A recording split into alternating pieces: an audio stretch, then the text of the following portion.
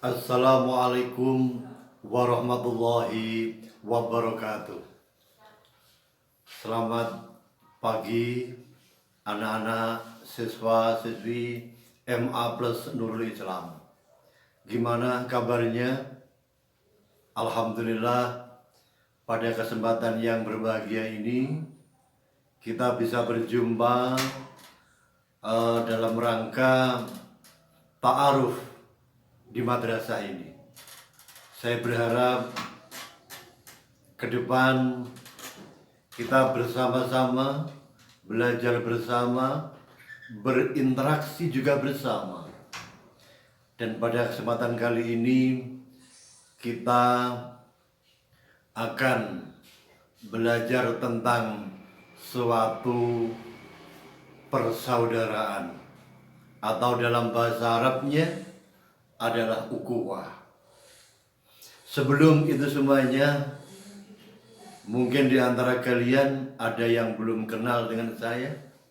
Saya adalah Muhammad Ismi, rumah Tulungrejo, sebelah timurnya Pasar Bandengan.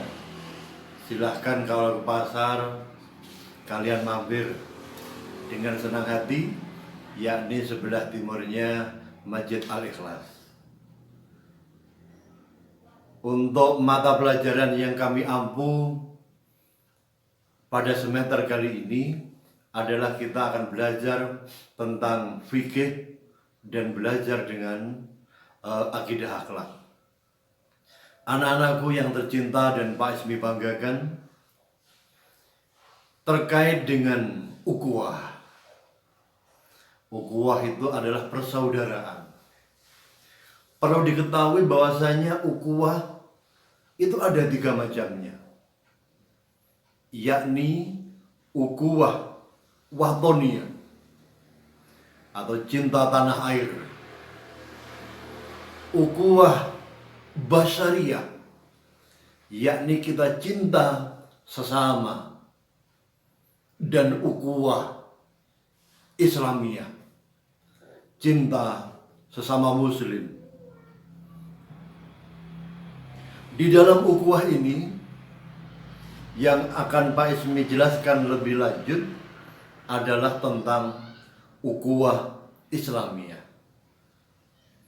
Kalau ukhuwah basyariyah, pernah suatu saat Nabi di antara para sahabat, di antara khalaqoh bersama-sama, ada jenazah kaum Yahudi waktu itu sedang lewat.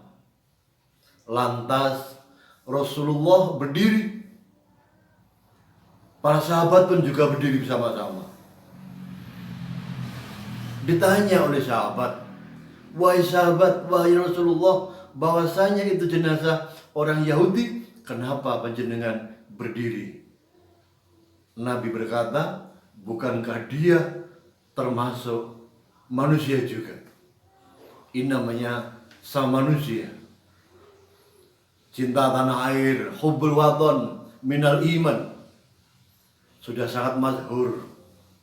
Nah, pada kali ini kita bersama-sama akan membahas tentang ukhuwah islamiyah, di mana ukhuwah islamiyah itu adalah persaudaraan antara satu atau 2 orang, 3 dan banyak sekali hubungan yang dilandasi dengan keimanan.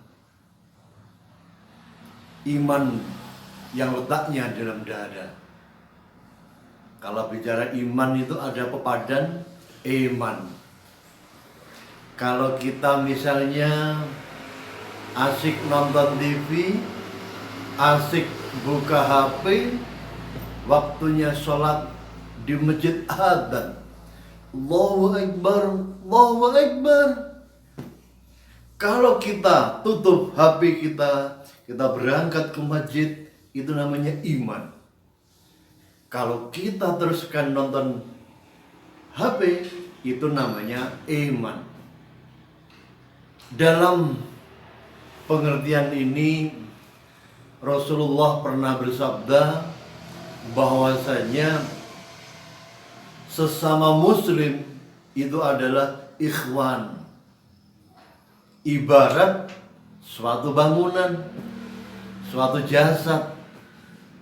Maksudnya apabila kita misalnya dalam jasad diri kita ini ada tangan, ada mata, ada hidung, telinga, dan seluruh tubuh ini rangkaiannya jadi satu, walaupun berbeda-beda bentuk dan fungsinya. Kita juga demikian. Ada Islam yang di Indonesia, ada di Palestina, Rohingya, dan lain sebagainya. Kalau tubuh tatkala kaki kita kesandung, maka spontanitas tangan spontanitas mulut kita mengucapkan innalillahi wa inna ilaihi rajiun. Mata pun ikut berempati dengan meneteskan air mata. Kepala jadi pening, badan menjadi demam, seluruh badan rasanya, bahasa Jawanya, gregesi. Itulah tatkala kaki kesandung semuanya ikut berempati. Begitu pula tatkala Islam di Rohingya atau Islam di Palestina sedang diinjak-injak baik harga dirinya maupun jasadnya, maka kita harus saling bahu-membahu untuk menyelamatkan. Minimal kita berdoa kepada Allah, ya Rob, kuatkan saudaraku yang ada di sana. Oleh karena itu, apabila Islam itu bersatu, niscaya akan menjadi yang nomor satu dalam dunia ini. Jadi mulai sekarang mari hati kita senantiasa berbuat yang baik kepada saudara kita. Yang selanjutnya,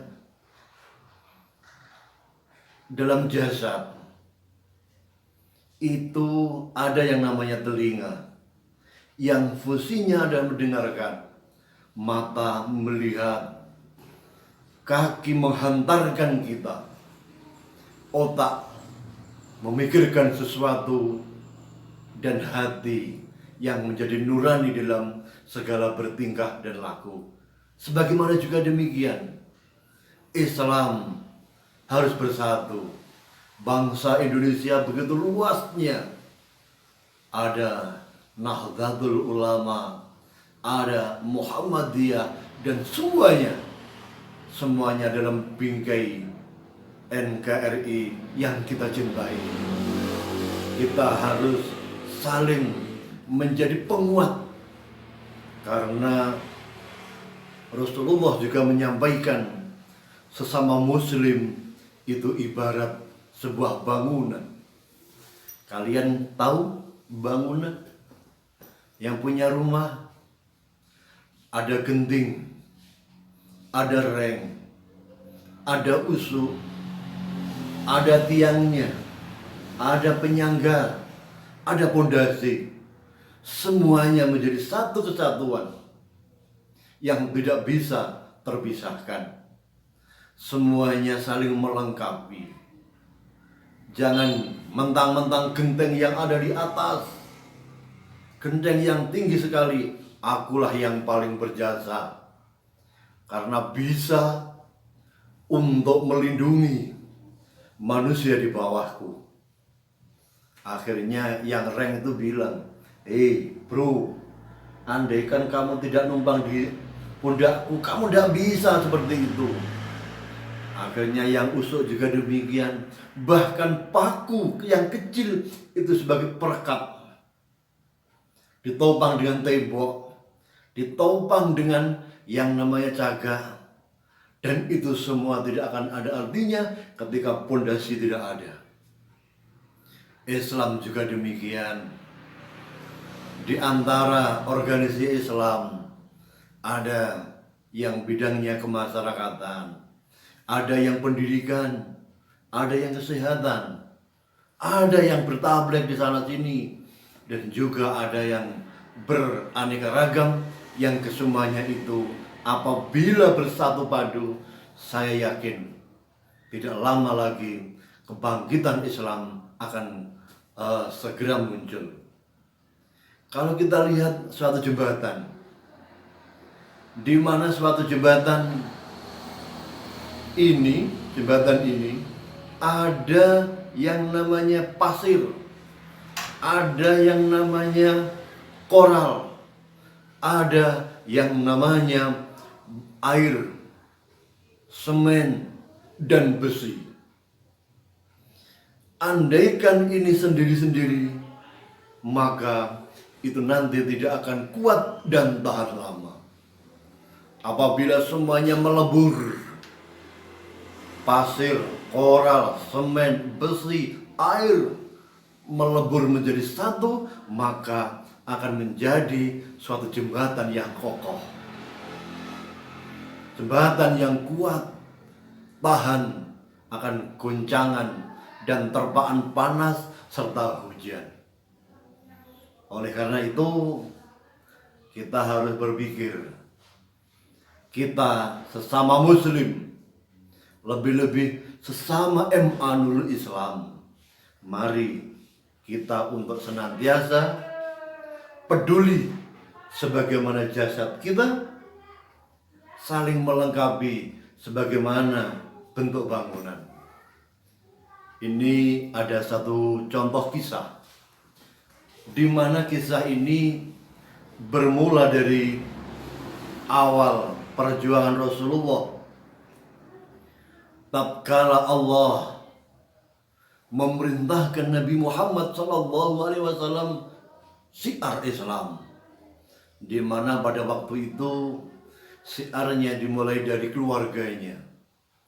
Ibda' binafsih, dengan dirinya sendiri, dengan keluarga sedekat.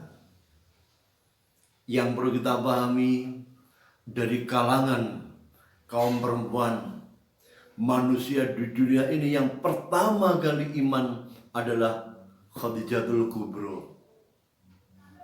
Ada yang laki-laki Abu Bakar As-Siddiq, yang dari pemuda adalah Sayyidina Ali karramallahu wajhah. Ketiga orang ini adalah orang-orang yang hebat. Bahkan yang namanya Khadijah itu adalah luar biasa. Sampai-sampai ada syair yang kesukaannya Mbak Kiai Maimun Jubair, yang Sa'duna fi dunya, itu sa'dunya fi dunya, fauzuna bil ukhra fi Khadijatal Kubra wa Fatimataz Zahra. Dan saya berharap kalian bisa lagu Sa'dunya fi dunya, fauzuna fil akhirah, di bejo ing dalam dunia juga bahagia di dalam akhirat. Saya berharap lagu ini dihafalkan. Nanti kalau kita berjumpa lewat darat, lewat tatap muka, yang semoga sebentar lagi kita akan belajar dengan tatap muka, saya akan memantau sampai di mana, sampai bisa sa'duna di dunia wal akhirah. Yang selanjutnya, di dalam perjalanannya Rasulullah hijrah di Madinah, itu lantas yang namanya Rasulullah diikuti oleh para sahabat. sahabat Nabi Muhammad Sallallahu Alaihi Wasallam, ada Abu Bakar, ada Umar, ada Sayyidina Ali, dan para sahabat-sahabat yang lainnya. Di sini yang saya tekankan, bagaimana ketika sahabat-sahabat yang dari Makkah, Muhajirin, sahabat Muhajirin sampai kepada Madinah, diterima oleh sahabat Ansor. Diterima oleh sahabat Ansor. Ahlan wa sahlan. Akhirnya mereka oleh Nabi disaudarakan. Muslimnya Mekah dikenalkan dengan muslimnya Madinah. Kalau muslim yang dari Mekah namanya Muhajirin. Yang dari Mekah muslimnya adalah muslim Ansor, kaum Ansor. Maka mereka dijodohkan oleh Rasulullah, disambungkan, sehingga antara muslim yang Muhajirin bersama-sama dengan muslim Ansor akhirnya dijadikan keluarga.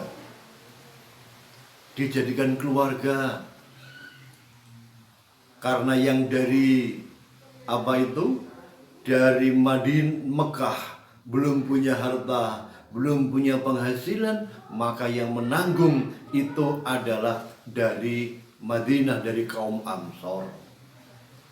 Bahkan saking yang namanya karena begitu cintanya karena persaudaraan baru ini, sampai-sampai sahabat Ansor mempunyai istri, disuruh memilih, silakan ambil di antara salah satu istriku.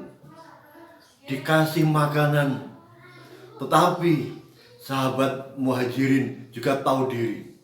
Ia tidak mau langsung menerima apa yang bantuan dari sahabat Ansor, tetapi kaum Muhajirin cukup 1 minggu. Saya kasih makan kamu kasih makan aku. Tetapi setelah itu tunjukkan kepadaku mana itu tempat yang namanya pasar, biar aku akan mencari penghasilan.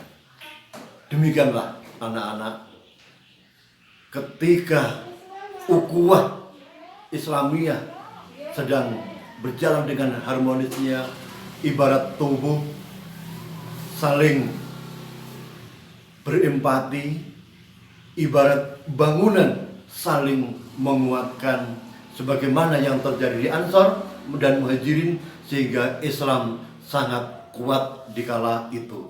Mudah-mudahan dengan adanya keterangan yang cuma sedikit ini bisa menjadi penyadaran bagi diri kita betapa pentingnya ukhuwah Islamiyah. Untuk itu, sebagai tugas dari Pak Ismi, perlu sampai kerjakan nanti ketika kita berjumpa lewat darat, bukan dunia maya. Maka tugas yang pertama, kenapa di zaman sekarang banyak sekali organisasi Islam itu saling antara satu dengan yang lain itu hubungannya kurang mesra? Sebabnya apa? Tolong dijelaskan, diuraikan. Yang kedua, tolong berikan solusi bagaimana supaya mereka bisa saling lebih harmoni dan menjadi kekuatan yang begitu dahsyat. Oke, demikian anak-anak, kurang lebih saya mohon maaf. Wallahul muwaffiq ila aqwamit thoriq. Wassalamualaikum warahmatullahi wabarakatuh. Oke, semangat.